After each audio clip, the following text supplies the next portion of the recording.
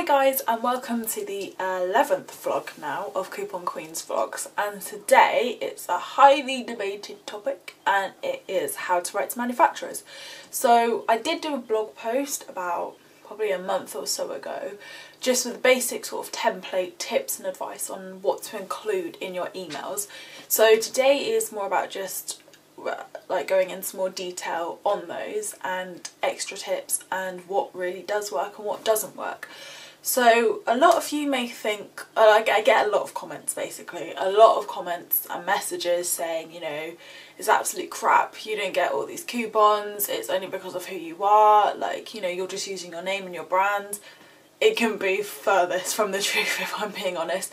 I did try that, I will admit. I did try saying, oh look, I'm Coupon Queen, give me coupons please. Didn't work. I'll be honest with you, absolutely didn't work. They didn't want to give me any, they didn't want to know, so what was I meant to do? They now had my name, my address. Couldn't write to them, could I? So what I had to do is use another name. So I use a completely different name, a different address. I use my partner's address, and that's how I do it. Like, there's no magical secret, there's no like magical formula of how you do it. I'm not doing anything different to how you guys do it.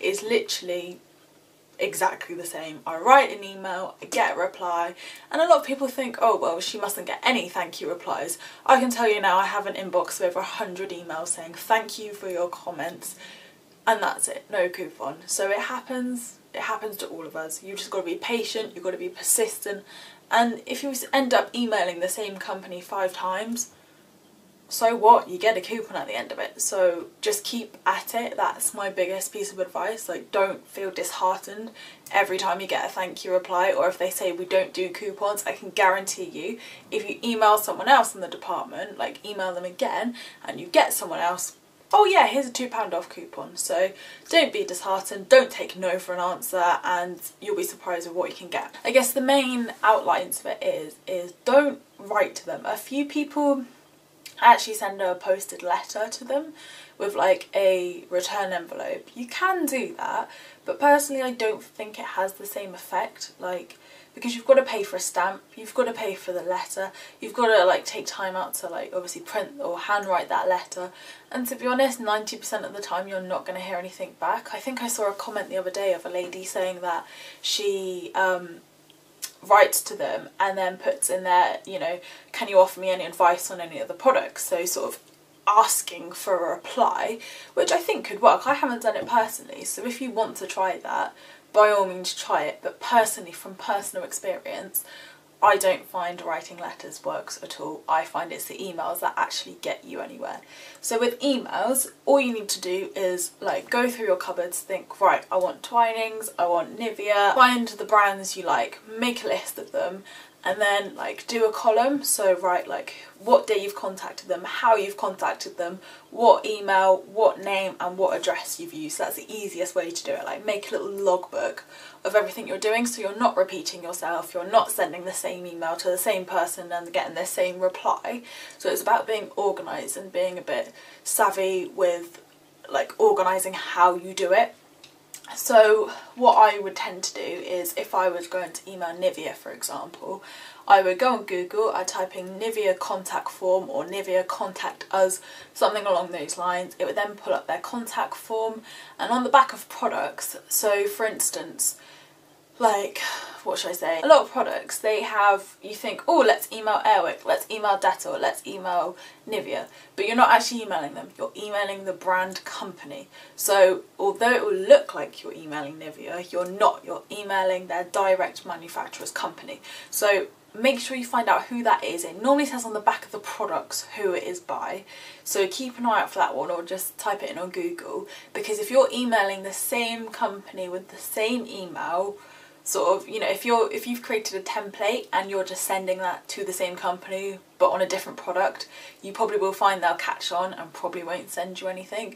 So just make a note of who you're actually contacting and then write your email. I'll attach the blog post here actually, so you can have a look at that as well.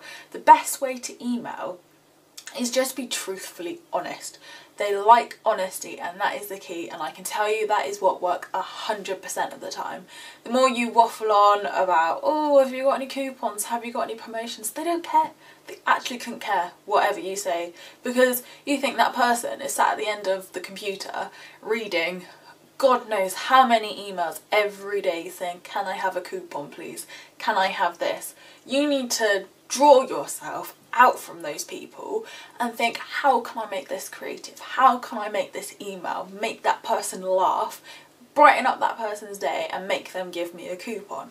So my top tips for that would be, just make it really personal. Like, don't be like, to who it concerns. Put, hi there, I'm contacting you today about Nivea's body lotion. I found that has really helped me because I suffer from really bad eczema, and it has really helped my skin because I find it really hard to find brands which don't set me off. I have allergic reactions. You know, make it personal. Tell them why it helps you. Tell them why you buy it every single week, and then write a review. Put, like, you know, I'm comparing it to Neutrogena's body lotion. They gave me this. I didn't like this because it cost too much.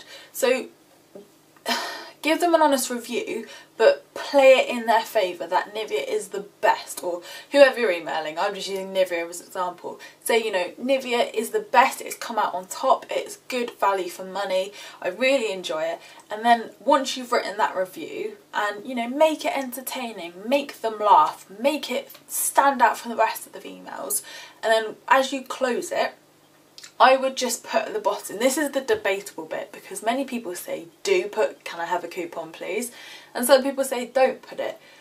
I think it is luck of the hat, like luck of the draw really, because sometimes I have put it on there and I've had success, sometimes I have and I haven't, and vice versa. So I would probably word it as something like, end your review and then put like, I really enjoyed buying Nivea and I found some really good offers. I was just wondering if there's any coupons or promotions available at the moment that you could send me. Normally they ask for your address anyway in the contact form, so don't put your address in there because I think that's too pushy. That's saying, right, send me something.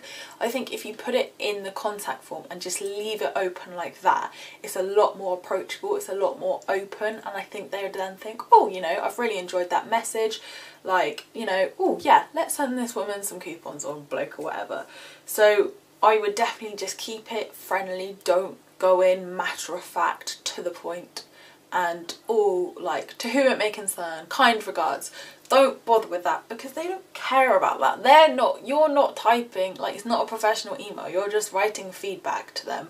So make it friendly, make it buzzy, make it eye-catching. So once you've sent your email, the best way to keep track of it is, like I said, make your logbook so you know exactly who you've messaged, on what day, what email address, what postal address and what name you've used. So I would suggest creating a few email addresses if you haven't already, just so you can send them, if you're gonna contact the same company again, like a month, 2 months down the line, you're not using the same email address, because they do track it and they will pull you up and say, oh, we sent you something a month ago. So always use a different email address, always use a different postal address as well. So I'm lucky I use my address, well I did until I ruined that one. I use my partner's address and I also use my friend's address. So try and use as many addresses as possible, because then you're covering yourself. They're not going to turn around and say, we've already sent you something. So you will hopefully have a higher success rate than you will a failure rate doing that. So like I said earlier, don't be disheartened by failure emails and thank you emails and they say, oh, we don't give out any coupons. Like I said, just try and try again. It is quite painstaking in the first month or so because you just keep getting no's, but the more persistent you are and the more you get a feel for what you're writing in your emails, and once you get your first success you'll think, ah, that worked, so you'll know what to put in your email the next time. So it's more trial and error really, but use different addresses like I said, and apart from that I think that's really it. It's just about being honest, like being organised, and I think you will be really successful. So I've attached the blog post below as well for you to have a look at. That's got more tips on more of the structural side of composing the email, so I'd advise looking at that as well. But good luck with it, and let me all know how you get on. I'd love to see what coupons you get through, and thank you for watching, and don't forget to subscribe. Thanks guys.